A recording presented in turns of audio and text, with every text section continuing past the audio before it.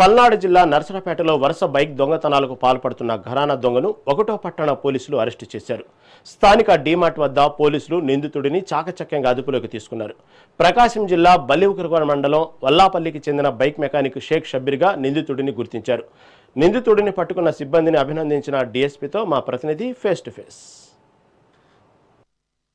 పల్నాడు జిల్లా నర్సరావుపేటలో వరుస బైక్ దొంగతనాలు అయితే జరుగుతున్నాయి. ఆ దొంగతనాలకు సంబంధించి నర్సరావుపేట 1 టౌన్ పరిధిలో అయితే ఒక దొంగనైతే పట్టుకోవడం జరిగింది.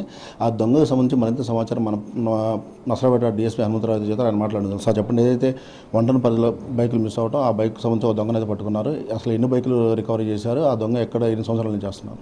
ఇతను యాక్చువల్గా షబ్బీర్ అని మనకి ప్రకాశం జిల్లా వల్లాపల్లి కొత్తపల్లి దగ్గర ఉంటుంది. ఆ ఊరు నేటివ్ ఆ అబ్బాయిది. చిన్న కుర్రోడు, బట్ మోటార్ సైకిల్ మెకానిక్గా పనిచేస్తూ వచ్చే ఇన్కమ్ చాలక అతను ఈ అలవాట్లకు అలవాటు పడ్డాడు. ప్రకాశం జిల్లాలో కూడా ఇతని మీద దొంగతనాలు ఉన్నాయి.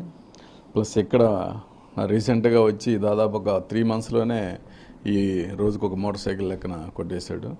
అవన్నీ కూడా దాదాపు 12 vehicles దాకా మనకు పోయినట్టు ఉంది రికార్డు.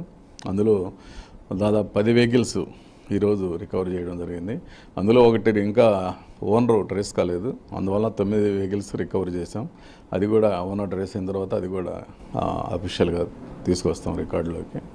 ఇతను పెద్ద అలవాటు ఉన్న నేరస్తుడేం కాదు, దొంగతనాలకి రీసెంట్గానే అలవాటు పడ్డాడు తెలుస్తుంది. పాత నేరాలు పెద్దగా కూడా ఏం లేవు.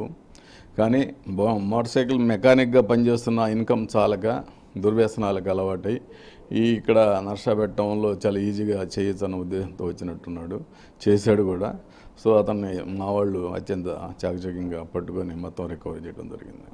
ఏదైతే ఇక్కడ నర్సరావుపేట వచ్చి 3 నెలలు ఉన్నారంటున్నారు. అసలు ఈ 3 నెలలు ఇలాంటి కొత్త వ్యక్తులు వచ్చి ఉంటున్నప్పుడు అలాంటి మీరు కార్డన్ సర్చ్ కానీ అలాంటివి నిర్వహిస్తూనే ఉన్నారు. ఇలాంటి కొత్త వ్యక్తులు ఎందుకని గుర్తించలేకపోతున్నారు? అంటే మీరు అడిగినంత ఈజీ కాదండి కొత్త వ్యక్తులను గుర్తించడం అనేది. It's a district head quarter. Lot of persons వస్తూ ఉంటారు. ముఖ్యంగా మనకు రైల్వే స్టేషన్ ఉంది, బస్ స్టాండ్ ఉంది. హెవీగా రోజుకి దాదాపు 1000 మంది ఇక్కడ ఇన్కమింగ్ ఉంది. పల్లెటూరుల నుంచి వస్తూ ఉంటారు. అదేవిధంగా దొంగలు కూడా వస్తూ ఉంటారు. వాళ్ళకి మనకు అప్పటికి బస్ స్టాండ్లో మనం పికెట్ పెట్టాము, రైల్వే స్టేషన్లో పికెట్ పెట్టాము.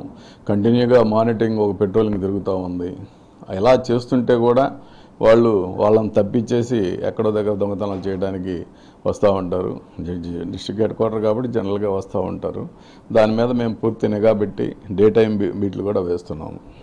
ఏదైతే ఈ మధ్యకాలంలో ఎక్కువగా కాలేజీ పిల్లలు గంజాయిలకు అలవాటు పడి చైన్స్ దొంగతనాలు ఒకటి, బైక్ దొంగతనాలు ఒకటి ఎక్కువ చేస్తున్నారు. ఈ కాలేజీ పిల్లలు మెయిన్ ఏదో బీటెక్ చదువుతున్న పిల్లలు వాళ్ళు ఎక్కువగా చేస్తున్నారు. వాళ్ళ కాలేజీలోకి వెళ్ళి ఎలాంటి అవేర్నెస్ కార్యక్రమాలు చేయబోతున్నారు ముందు టైం? ఎస్, ఆల్రెడీ చాలా కాలేజీల్లో ఆల్మోస్ట్ ప్రతి పోలీస్ స్టేషన్ పరిధిలో డైలీ అవేర్నెస్ ప్రోగ్రామ్ జరుగుతూ ఉన్నాయి. ఇది మేము కాదు, రాష్ట్రం మొత్తం జరుగుతూ ఉంది.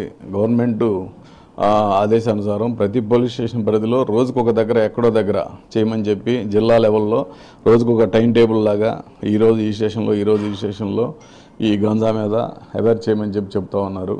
ఆ ప్రకారం ప్రతి పోలీస్ స్టేషన్ పరిధిలో కూడా చేస్తున్నాము. ముఖ్యంగా మనకు నర్సరావుపేట టౌన్లో చాలా హెవీ కాలేజెస్ ఉన్నాయి. ఇంజనీరింగ్ కాలేజీలు ఉన్నాయి, డిగ్రీ కాలేజీలు ఉన్నాయి, ఇంటర్మీడియట్ కాలేజీలు ఉన్నాయి. ఇక్కడ స్టూడెంట్స్ కూడా ఫస్ట్ నుంచి ఎక్కువ.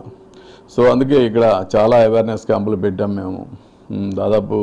అయితే ఇక్కడ దానికి తగ్గట్టు కూడా పిల్లలు బాగా బ్యాడ్ వైసెస్కి అలవాటు పడుతున్నారు. సో ప్రస్తుతానికైతే పూర్తిగా గంజాయి అమ్మే వ్యక్తుల మీద కాన్సన్ట్రేట్ చేశాము.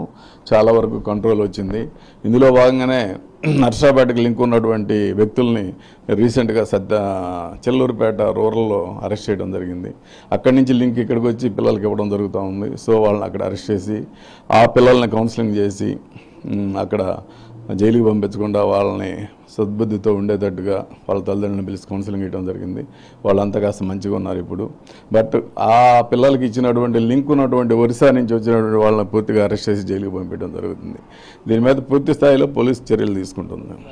ఏదైతే ఈ బైక్ దొంగతనాలకు సంబంధించి ఇక మీదట జరగకుండా కూడా అనేక పగలు సంబంధించి బీట్ కూడా వేయడం అయితే జరుగుతుంది. ఏదైతే కొంతమంది ఇంజనీరింగ్ విద్యార్థులు గంజాయికి మత్తు పదార్థాలకు బానిస అవుతున్నారో వాళ్ళ కాలేజీల్లో కూడా పోయి అవేర్నెస్ కార్యక్రమాలు అయితే పెట్టడం ఇక మీదట ముందు కాలంలో ఇంకా ఎక్కువ పెట్టే అవకాశాలు కూడా ఎక్కువగా ఉన్నాయని చెప్పి డీఎస్పీ హనుమంతరావు చెబుతున్నారు. కెమెరామెన్ నారాజ్తో స్వామి, మెగానైన్, పల్నాడు జిల్లా.